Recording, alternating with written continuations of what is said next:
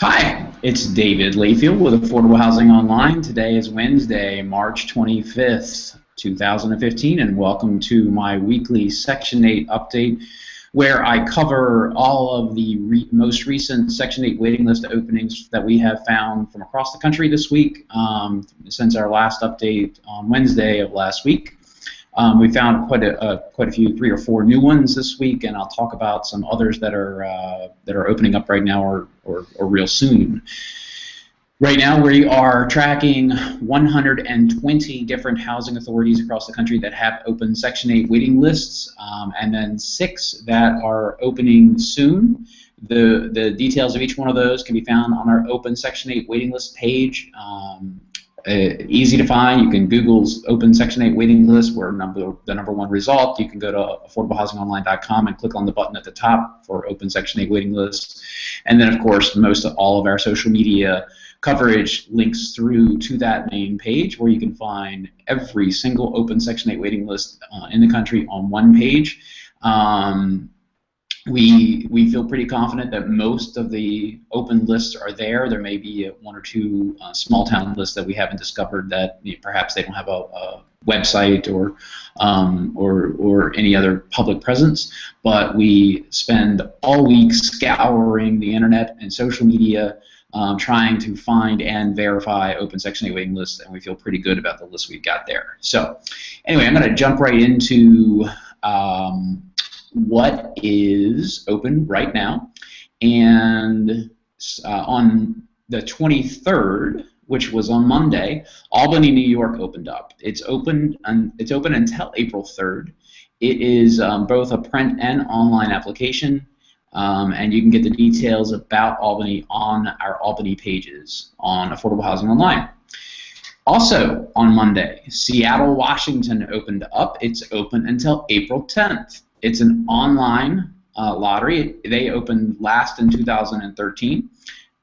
If you did apply to the waiting list in 2013 and you weren't selected in that lottery, you will need to reapply. You can get information about the Seattle opening on our Open Section 8 waiting list page. Today, Stamford, Connecticut opened, and the housing authority there is now called Charter Oak Communities. And it is open also until April 1st. It's an online lottery. They're going to choose up to 500 people to be added to the waiting list, and you can find the details again on our Stamford page on Affordable Housing Online. And then tomorrow, Waukegan, Illinois, getting into the opening soon list, Waukegan, Illinois is opening tomorrow. It's open until April 2nd. It's online only. They have a new website. There will be a link. I don't think it's active yet. There will be a link to the online application tomorrow. I have spoken with the Section 8 coordinator at the Waukegan Housing Authority, and they've provided us a few more details, which we've included in the Waukegan Post, but we'll make sure that we include a link to that new website when that is available. Okay, so, and I talked about Waukegan last week, so that's nothing new to some of you. There's a couple that we found this week that are opening up the first part of June that I want to talk about. First of all, Vermont. The Vermont Housing Finance Agency will be opening up on April 1st. Their waiting list, and that's a statewide waiting list, and they cover all the areas of the state that the other housing authorities don't. So it's mostly rural counties, but we've got lots of details on that opening on the Vermont page. You just go to the Open Section 8 waiting list page and look for the Vermont Housing Finance Agency link. Click there, and you'll get the details. So anyway, that's a new one we found this week. Also, another new one we found is Island County, Washington, which is off the coast of Washington between Seattle and Bellingham. And that waiting list opens on April 1st. It's open until April 31st. It's a print application only. There's a lottery, and each Thursday when mail comes in, they put people on the list based on the lottery, and they're going to do 500 applications or 500 lottery slots. And the last time they were open was on sometime in March of 2009, so it's been quite a while. You can get information about the Island County opening on Affordable Housing Online. Okay, two big ones that we found this week. And I know we have a very large user base in the Chicago area. And Rockford, Illinois announced this week, and they will be opening up April 6th through April 10th. It's an online-only application. It is a lottery. They haven't been open since 2006. That's 9 years. Given what happened in Chicago in November and the fact that the Chicago Housing Authority still hasn't conducted their lottery, there were 280,000 people that applied to the waiting list in Chicago in November. We would expect this opening to be fairly large, and we will be monitoring it when it opens up on April 6th. If you want more details about it, you can get those on Affordable Housing Online on the Rockford, Illinois page. And then the other big opening I want to talk about is Tempe, Arizona. They also announced this week, and that's on April 15th. They're open until May 15th. We don't have a lot of details on that one yet. We're working on getting more. It was last open in 2011, and there are some preferences. There is a local residency preference there. If you live or work in Tempe, you will be put at the top of the list. But remember, any Section 8 waiting list in the country, you're allowed to apply for, no matter if you live there or not. There are certain rules, of course. If you are selected for a voucher, you would have to live there and rent there for at least a year before you can port the voucher out. But again, any of the waiting lists that we talk about, you can certainly apply for. And if it's an online application, it's much easier to do from your location if you're out of state.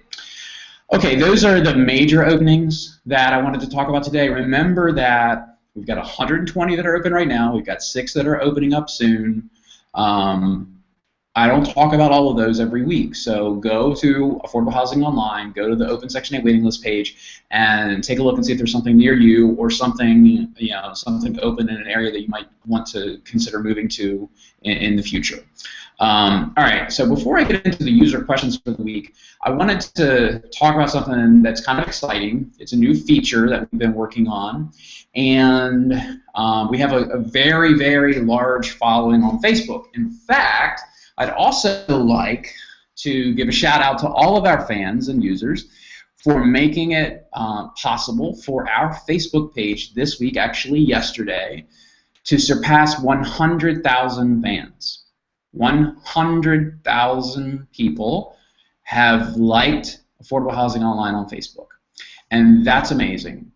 We appreciate the support. We're happy that we've built an active community and that we're able to help you. Make sure you tell your friends about what we do and how we help. And on that note, I want to show you this new feature. So Josh, if you can throw up on the screen there and share with everybody the new events tab on our site. And I'm going to, there we go.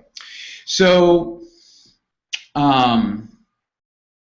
now on our Facebook page, on the events tab, you will get a list of every single opening that's scheduled. That's not every opening that we know of. Those are on the Open Section 8 waiting list page.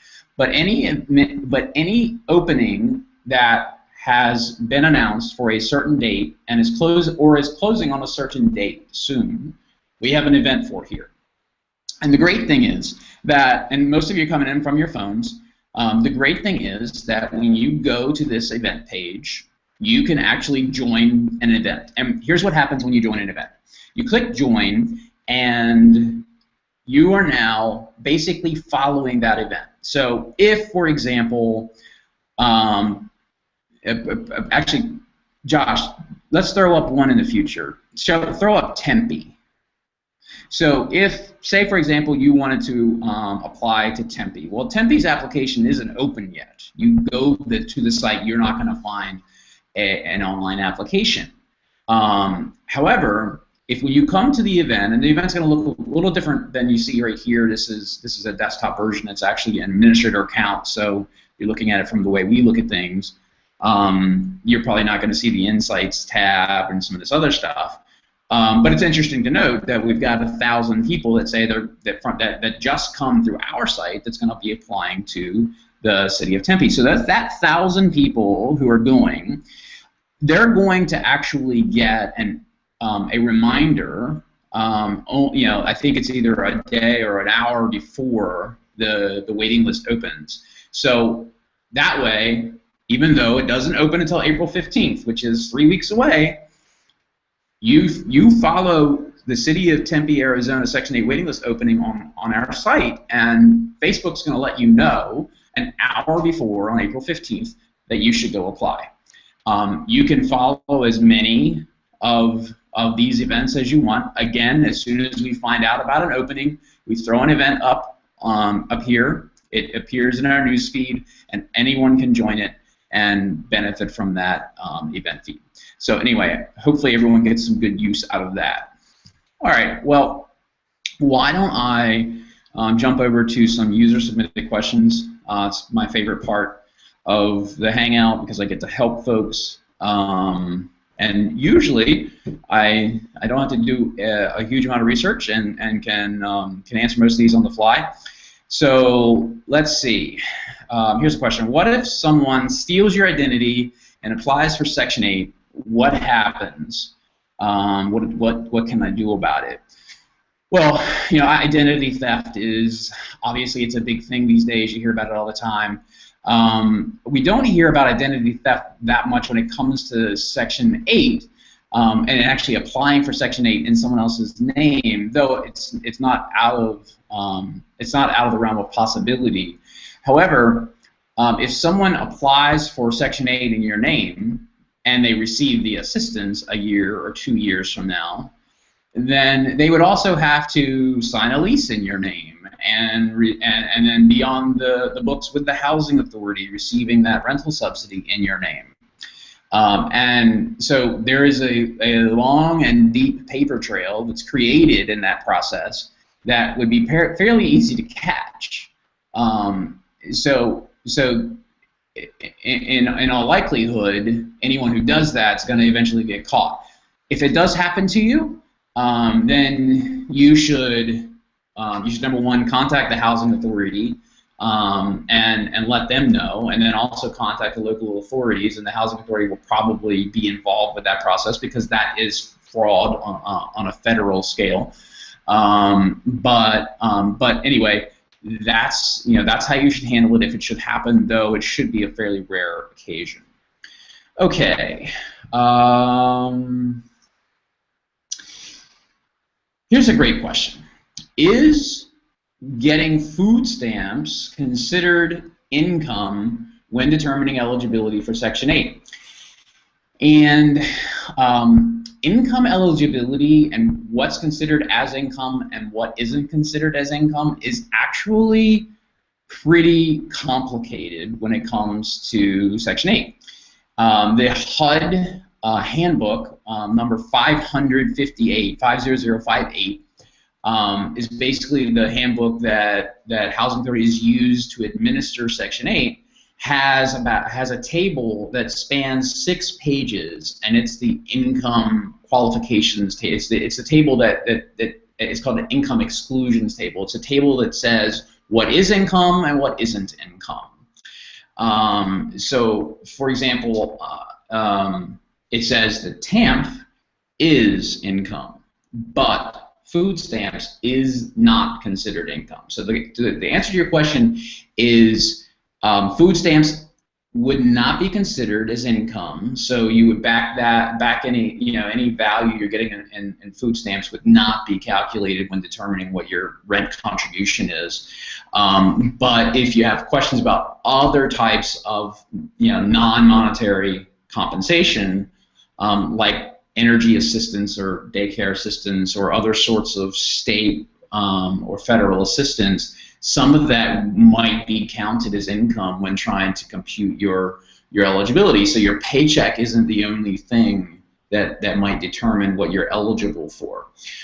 So that 6-page table, it's available online. It's Handbook 50058, HUD Handbook 50058. Just Google it. The exclusions table is pages 24 through 31. It's fairly complex, and if you find it a little bit too complex for you, you can just call your housing authority and ask them what income you're getting is included and is excluded. So I hope that answered your question. But yes, food stamps not considered income for the purposes of Section 8 eligibility calculations. Okay. Another question came in that if I applied for the waiting list last time and I didn't make it on the list, do I need to apply again? So that's in the context of a housing authority that may have a waiting list opening every couple of years, and they do a lottery and add just enough people to the waiting list to last them a couple of years, and then they open it back up again, which is a really good way to do it. It's an efficient way to make sure that the list remains fresh. Instead of opening up a list and adding everybody to it, and then taking 7 or 10 years to get through that whole list, it is much more efficient, and some would argue much more fair, to open up the Section 8 waiting list once every 2 years and only select enough people through a lottery, enough people that you know that in 2 years you're going to get through the list and you get to do it again. So if that's the case, and your housing authority opens up their waiting list every year, every 2 years, and does a lottery, and you don't get selected for the lottery this year, what happens is your name basically gets deleted. It's as if you don't exist anymore, because if they don't add you to the waiting list, then that actual pre-application list gets purged out, which means you must reapply. So if the waiting list opens up again, and they're conducting another lottery this year, even though you applied last year or the year before, you have to reapply, or your name wouldn't be considered for the lottery, and you wouldn't stand a chance of being added to the list because it wouldn't even be in the running. So hopefully that answers your question. All right, well, that's it for this week. Again, thanks to everybody for allowing our Facebook page to grow to 100,000 folks. That's incredible. And if you have any questions that you would like me to answer next week, and then of course our staff are constantly working social media. We respond to thousands of people a week through Facebook and Google+, answering your questions. Keep them coming.